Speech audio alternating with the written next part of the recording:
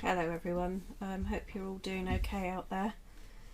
Subject this week, the Humble Bumble. I've got a painting here which I did quite a long time ago. It's on my Etsy shop actually. It's too big to get it all in the frame at the same time. But I just wanted to show you the bumblebees on it. Sort of try to get them at different angles. And I don't know whether you'll be able to see this or not, but I've used a little bit of iridescent medium on the wings. Okay, I think you can just about see it kind of in different places. There's more bees down there.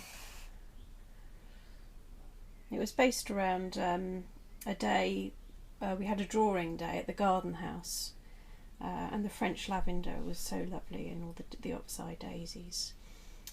But I thought what might be nice today is just to focus on the actual bumblebees. And I know some of you have seen my rather macabre potter's bees.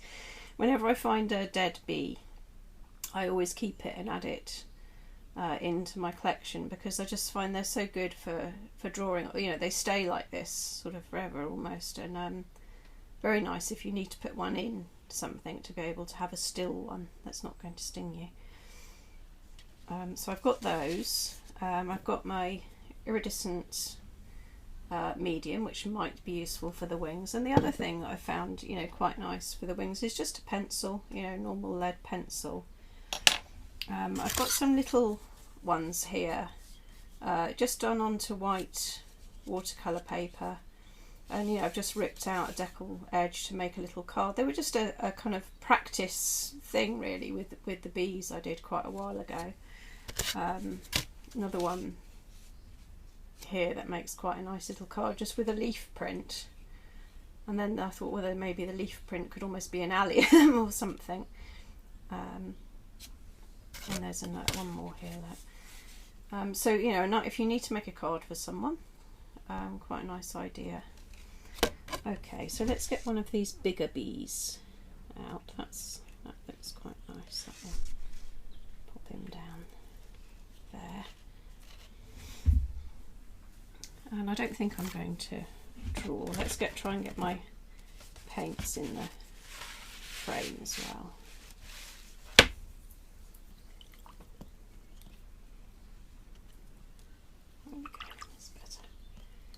So I think I'm going to start with the darks.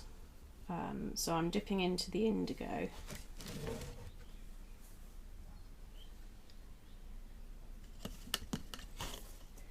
And I'm going to dip into the brown madder as well, because that just takes the blueness off it. Makes it a slightly kind of warmer, richer dark.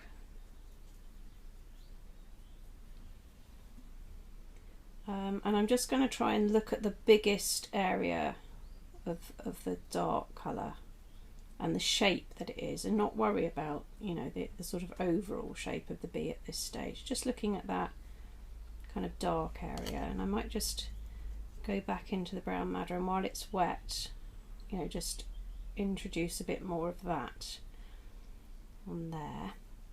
And then there's a little gap. And then there's another sort of line of black there.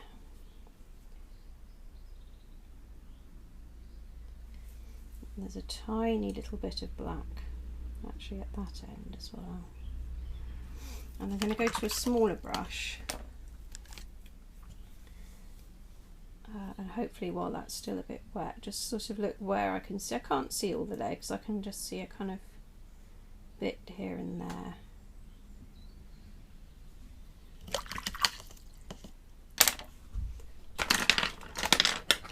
And I'm just looking for something with a point on it that I can maybe drag out a little bit of that.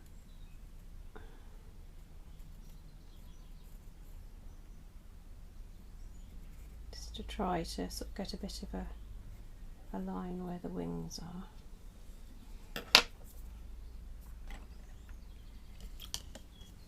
And it's probably a bit wet for this. But I've got a nice warm yellow there. I think it might be Indian yellow. And I could warm it up actually I think even a tiny bit more with a bit of cadmium.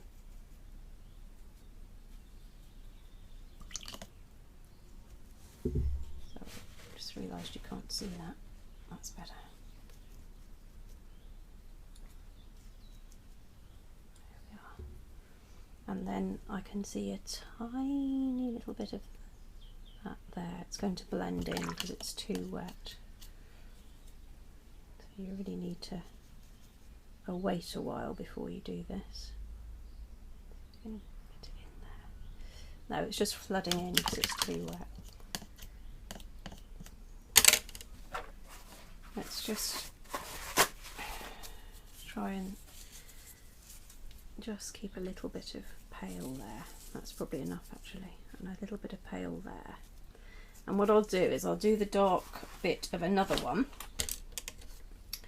at a different angle, and then we can go back to that hopefully, if I don't run out of time on the video.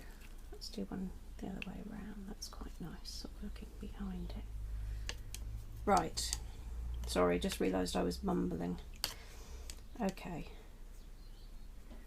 so because that one is too wet to do the yellow, let's just have a go at this one. So on this one, from the angle I'm at, I can see, just realised you can't see it, that's better, the shape of the top of it there. It's not the head actually, is it? It's the thorax where the wings are coming out, and then there's a sort of gap, and then you've got the abdomen, the stripy bits on it here.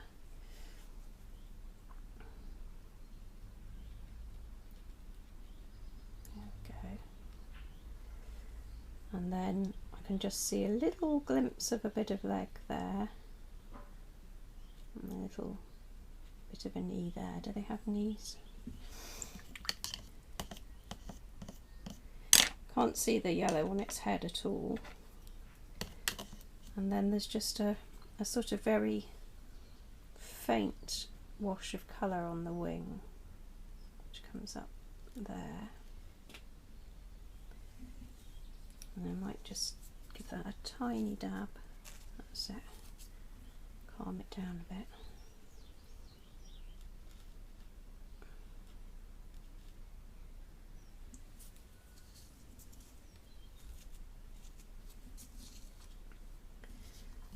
Right, let's see if we can skip back to the other one. Get some brighter yellow in. That's it. I mean, you know, you can get it perfect if you wait, you know, till it's dry, but actually sometimes it's rather nice for it not to be too, just so it makes it more watercolory somehow.